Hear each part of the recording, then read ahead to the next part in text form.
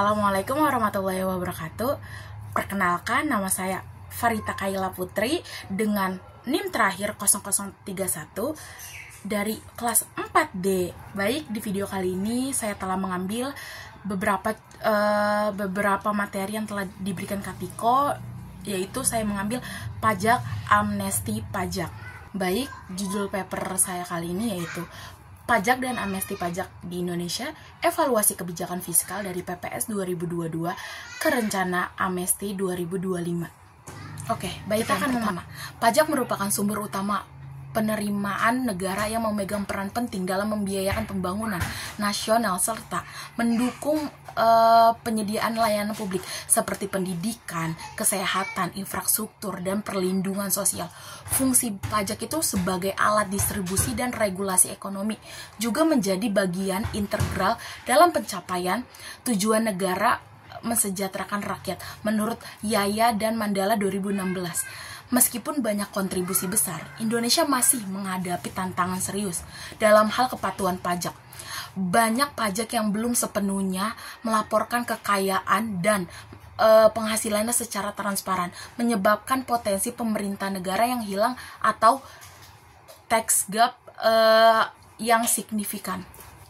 Caktani 2006 menyebutkan bahwa amnesti pajak berfungsi untuk memformalkan aset dari shadow ekonomi ke ekonomi resmi, mendorong repatriasi aset, serta meningkatkan pendapatan jangka pendek dan memperluas basis pajak jangka panjang. Untuk menjawab tantangan tersebut, pemerintah telah meluncurkan beberapa program strategi, salah satunya adalah kebijakan tax amnesty ini.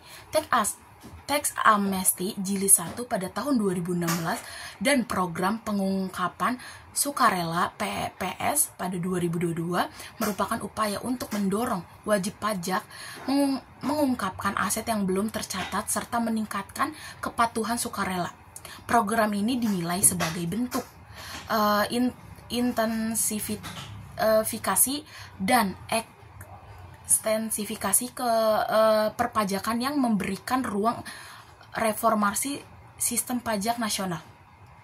Rencana peluncuran tax amnesty ini jilid ke-3 2025 kembali menimbulkan wacana publik terkait efektivitas dan keadilan fiskal dari kebijakan ini, terutama dalam konteks keberlanjutan kepatuhan dan kepercayaan publik terhadap sistem perpajakan. Oleh karena itu, dari paper saya ini bertujuan untuk mengevaluasi kebijakan amnesti pajak dari PPS 2022 menuju rencana amnesti 2025 dengan menyoroti dinamika penerimaan pajak, partisipasi wajib pajak, serta dampaknya terhadap sistem fiskal dan ekonomi nasional.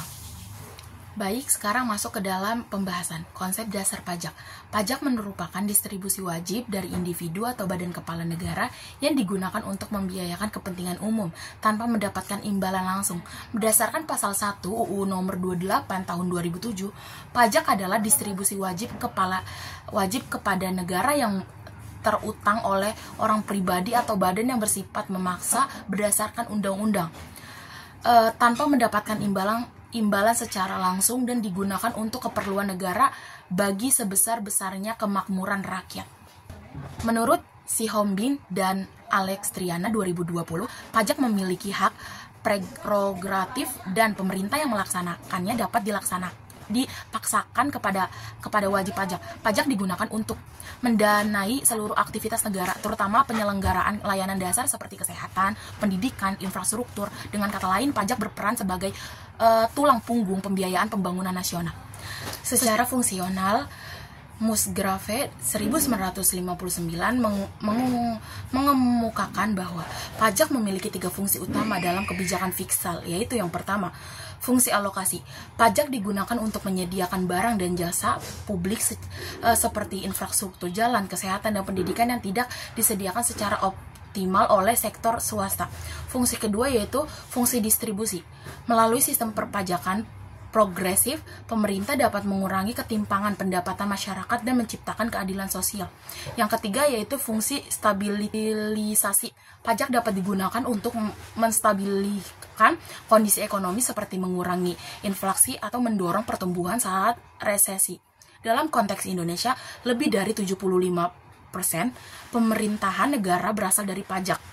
Penerimaan negara berasal dari pajak, menjadikan pilar utama dalam APBN. Oleh karena itu, efektivitas pemungutan pajak menjadi sangat penting, terlebih untuk mewujudkan agenda pembangunan keberlanjutan serta menjaga stabilitas ekonomi nasional. Sebagai tambahan, dalam literatur internasional, Arthur Cecil 1933 juga menjelaskan bahwa pajak dapat digunakan untuk mengoreksi eksternalitas negatif dari aktivitas ekonomi, seperti dalam konteks perpajakan karbon yang merupakan implementasi dari Pigouvian Tax. Baik, sekarang kita masuk ke pembahasan kedua, konsep dasar tax amnesty. Definisi dan dasar hukum. Tax amnesty atau amnesti pajak adalah suatu kebijakan fiskal yang memberikan penghapusan sanksi administrasi dan pidana perpajakan bagi wajib pajak yang bersedia mengungkapkan harta yang belum dilaporkan serta membayar jumlah uang tebusan sesuai ketentuan. Hal ini sebagaimana ditegaskan dalam pasal 1 ayat 1 Undang-Undang Nomor 11 Tahun 2016 tentang pengampunan pajak. Pengampunan pajak adalah penghapusan pajak yang seharusnya terutang, tidak dikenakan sanksi administrasi, perpajakan, dan sanksi pidana di bidang perpajakan dengan cara mengungkapkan harta dan membayar uang tebusan. Menurut Rokman Simitro, pakar hukum pajak Indonesia, tujuan utama dari tax amnesty ini adalah untuk meningkatkan kepatuhan sukarela dari wajib pajak dan memperkuat basis data perpanjangan jangka panjang. Dalam pandangan Oktivasari 2017, kebijakan ini juga dimaksudkan untuk menarik kembali aset warga negara Indonesia di luar negeri sebagai bagian dari strategi repatriasi modal.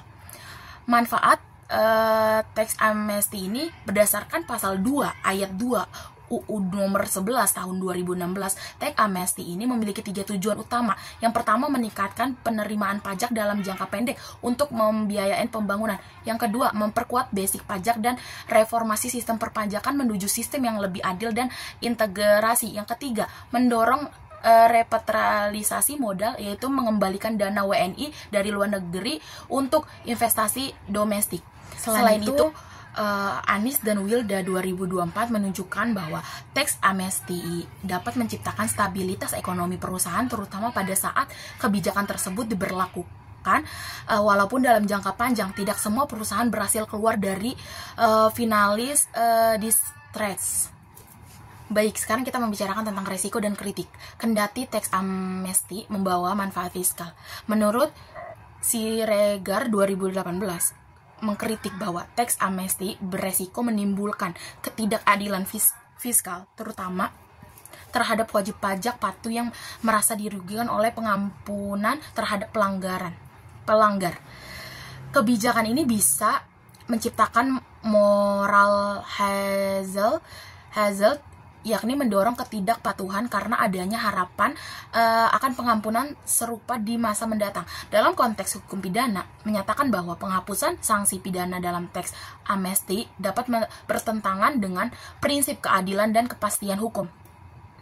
Itu karena pelaku pelanggaran tidak mendapatkan konsekuensi. Baik, contoh kasus yang saya ambil dalam pembahasan saya ini adalah studi kasus program pengungkapan sukarela PPS 2022.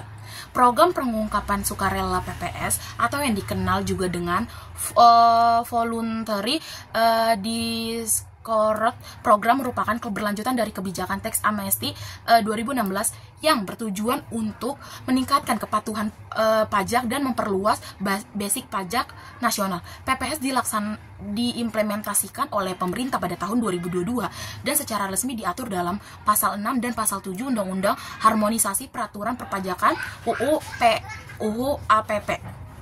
PPS terbagi menjadi 2 skema utama. Skema pertama ditunjukkan bagi wajib pajak orang pribadi maupun badan yang telah mengikuti program tax amnesty 2016 namun belum sepenuhnya mengungkapkan seluruh hartanya. Skema kedua diperuntukkan bagi wajib pajak orang pribadi yang belum pernah mengikuti amnesti sebelumnya namun memiliki harta perolehan tahun 2016-2020 yang belum dilaporkan dalam surat pemberitahuan SPT. Hasil dan capaian berdasarkan data dari Direktur Jenderal Pajak DJB, total harta yang diungkap melalui PPS mencapai terdiri dari detralasi dalam negeri dan repatriasi luar negeri sebesar deklarasi luar negeri sebesar investasi dalam negeri sebesar. Hal ini ditunjukkan bahwa PPS memiliki daya tarik tersendiri bagi wajib pajak, terutama dalam hal repatriasi aset dan pengakuan atas aset yang sebelumnya tidak dilaporkan secara formal. Kritik terhadap PPS. Meskipun PPS menunjukkan pencapaian yang signifikan dalam hal nominal harta yang dilaporkan, berbagai kritik muncul khususnya mencangkut efektivitas jangka panjang terhadap kepatuhan pajak. PPS belum tentu mampu mengubah perilaku kepatuhan secara keberlanjutan. Hal ini disebabkan oleh persepsi bahwa pemerintah akan selalu memberikan pengampunan berkala sehingga mengurangi insentif bagi wajib pajak untuk patuh sejak awal. Selain itu, kebijakan ini dianggap mengandung aspek ketidakadilan fiskal, khususnya dari perspektif wajib pajak patuh yang tidak mendapatkan insentif atau perlakuan khusus. Dalam pandangan keadilan sosial, Raushian ini menimbulkan protes ketimpangan antara kelompok patuh dan tidak patuh yang harus diperhatikan dalam kebijakan fiskal ke depan. Berikut ini saya akan membahas tentang rencana teks amnesti jilid 3 2025 yang bisa kita dengarkan sesama. Rencana teks amnesti jilid 3 2025. Rencana pengampunan pajak atau teks amnesti jilid 3 telah resmi masuk ke dalam program legislasi nasional Proklenas prioritas tahun 2025 yang mencangkup agenda revisi atas Undang-Undang Nomor 11 Tahun 2016 tentang pengampunan pajak.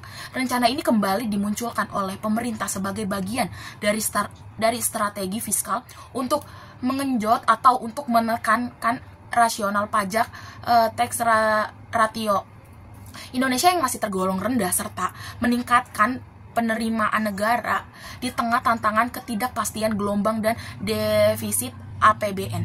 Menurut Kementerian Keuangan, pemerintah negara dari sektor pajak masih belum optimal, terutama jika dibandingkan dengan negara-negara ASEAN lainnya. Dengan demikian, rencana amnesti pajak ini digadang-gadang sebagai cara cepat untuk memperluas basic pajak dan menarik dana yang masih tersembunyi di dalam dan luar negeri. Baik, kesimpulan dari pembahasan saya yaitu kebijakan pajak dan amnesti pajak di Indonesia mencerminkan upaya meningkatkan penerimaan negara, namun penggunaan berulang pengampunan pajak justru menimbulkan masalah keadilan dan kepercayaan publik. Meskipun program seperti PPS 2022 mencatat hasil signifikan, efektivitas jangka panjangnya tetapi diragukan. Diperlukan reformasi perpajakan yang keberlanjutan dan adil agar sistem fiskal lebih kredibilitas dan inklusif. Baik, segitu saja penjelasan dari saya. Kurang lebihnya mohon maaf. Wassalamualaikum warahmatullahi wabarakatuh.